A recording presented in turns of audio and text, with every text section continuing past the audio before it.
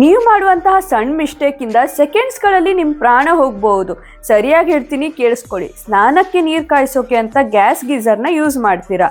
ನಿಮ್ಗೆ ಅರ್ಥ ಆಗೋಗಿ ಹೇಳಬೇಕಂದ್ರೆ ಗ್ಯಾಸ್ ಗೀಸರ್ನಲ್ಲಿ LPG ಗ್ಯಾಸ್ ಫಿಲ್ ಆಗ್ತಾ ಇರ್ತದೆ.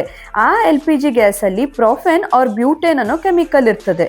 ಇದರಲ್ಲಿ 2 ರೀತಿ ಅಂತ ಹೇಳ್ಬೋದು. ನಿಮ್ಮ ಬಾತ್ರೂಮಲ್ಲಿ ವೆಂಟಿಲೇಷನ್ ಚೆನ್ನಾಗಿದ್ರೆ, ಅಂದರೆ ಗಾಳಿ ಚೆನ್ನಾಗಿದ್ರೆ ಜಾಸ್ತಿ ಆಕ್ಸಿಜನ್ ಸಿಗೋದ್ರಿಂದ ಗ್ಯಾಸಲ್ಲಿರುವಂತಹ ಪ್ರೊಫೆನ್ ಬೇಕಾದಷ್ಟು ಆಕ್ಸಿಜನ್ನ ಯೂಸ್ ಮಾಡಿಕೊಂಡು ಕಂಪ್ಲೀಟ್ ಕಂಬಷನ್ ಮಾಡಿ CO2 ಗ್ಯಾಸ್ನ ರಿಲೀಸ್ ಮಾಡ್ತದೆ. ಇದು ಸೇಫ್ ಗ್ಯಾಸ್ ಆಗಿರೋದ್ರಿಂದ ನೀವು ಸ್ನಾನ ಮುಗಿಸಿ ಬಾತ್ರೂಮಿಂದ ಹೊರಗಡೆ ಬರ್ತೀರಾ.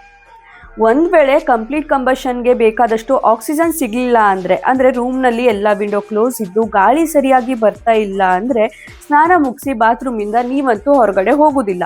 ಇನ್ಕಂಪ್ಲೀಟ್ ಕಂಬಷನ್ ಆಗಿರೋದ್ರಿಂದ CO gas, carbon monoxide release ಆಗ್ತದೆ. ಈ ಗ್ಯಾಸ್ಗೆ ಯಾವುದೇ ಬಣ್ಣ ಆಗಲಿ ಸ್ಮೆಲ್ ಆಗಲಿ ಇಲ್ಲದೆ ಇರೋ ಕಾರಣ ನಿಮ್ಗೆ ಗೊತ್ತಿಲ್ಲದೇನೆ ಆ ಗ್ಯಾಸ್ನ ನೀವು ಉಸಿರಾಡ್ತೀರಾ. ಇದನ್ನು ಉಸಿರಾಡೋದ್ರಿಂದ ಕೇವಲ ನಿಮಿಷಗಳಲ್ಲಿ ನಿಮ್ಮ ಪ್ರಾಣ ನಿಮ್ಗೆ ಗೊತ್ತಿಲ್ಲದೆ ಹಾರೋಗ್ಬಿಡ್ತದೆ.